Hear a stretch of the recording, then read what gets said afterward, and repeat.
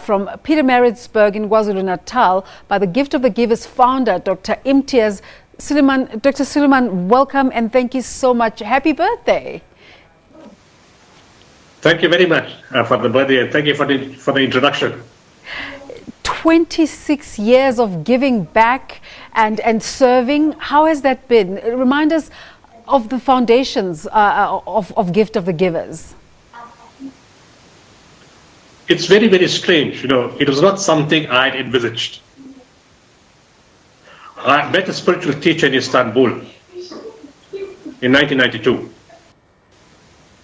And he said to me, my son, I'm not asking you, I'm instructing you to form an organization. The name will be Gift of the Givers. You will serve all people of all races, of all religions, of all colors, all cultures, classes, and you will serve them unconditionally. You will not expect even a thank you. This is an instruction for you for the rest of your life. And that's how it started. Most of us meet people like that in our lives who say, you know, this is the way you should go. What is it about how this was said that made you believe in it so much and want to implement it? The setting that I was in, the spiritual place, the kind of people that I saw, they were from all religions, all countries. And there was a harmonious love between them. At that time, it was post-Gulf War. And the world was polarized. And then to see such harmony between people of different religions told me there was something special about this place. And my heart fell in love with the teacher instantly. And I realized this was something I had to do. Dr. Sooliman, what was the NGO's first relief mission? Bosnia. I met the teacher in August '92, and immediately we responded to the civil war in Bosnia. In August, we took in 31 containers of aid. In November, another 8 containers of aid. And then in 1993, we built the world's first containerized mobile hospital,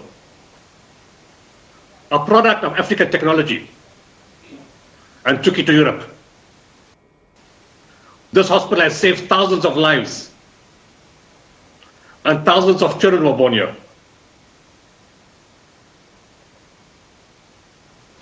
You speak about the projects you did in Bosnia and all over the world, so much so that in your early days, people couldn't believe that you're actually a South African organization. But I've done a story with you in Alexandra where you were building houses.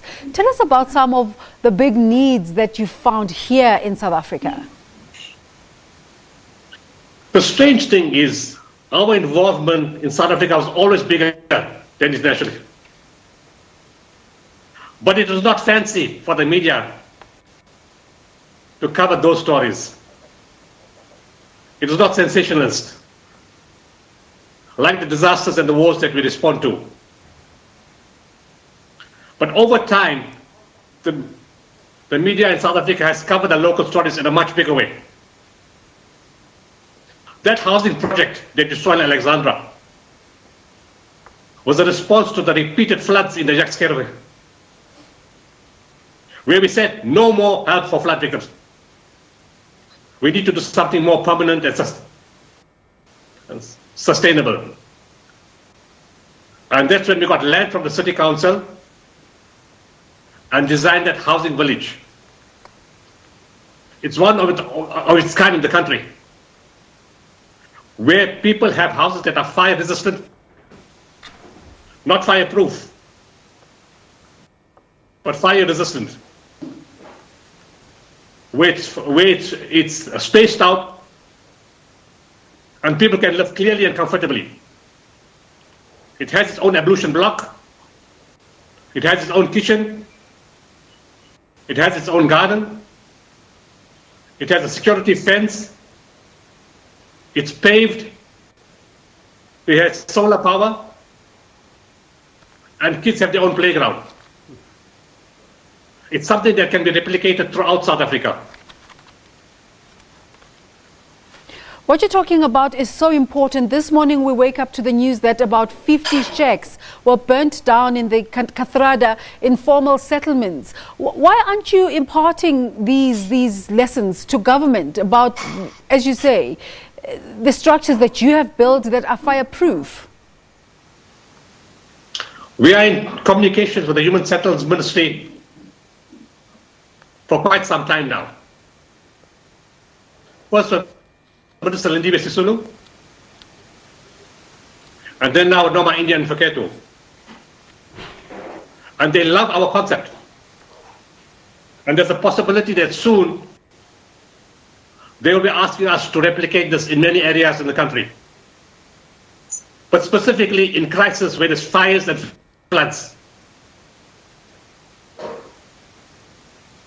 Dr. Sooliman, it's time to wrap up, which is unfortunate because there's so much to talk to you about. Your work with Stephen McGowan and how your work is not always about big disasters, but sometimes about individuals. Just quickly wrap up for us. What are your challenges now going forward?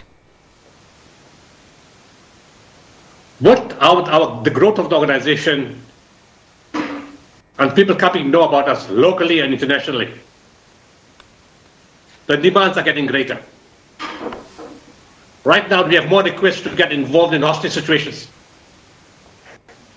more requests to help in the country, in the drought area, to help with education, health, and housing. So in short, the demands are much greater than our resources can cater for. And the time is less compared to the amount of work that has to be. But we keep trying and plodding on. Well, we wish you God's blessings on this day, and we hope there's a way to celebrate. Dr. Imtiaz Sooliman talking to us about Gift of the Givers turning 26 years of giving and serving. Let's take a break.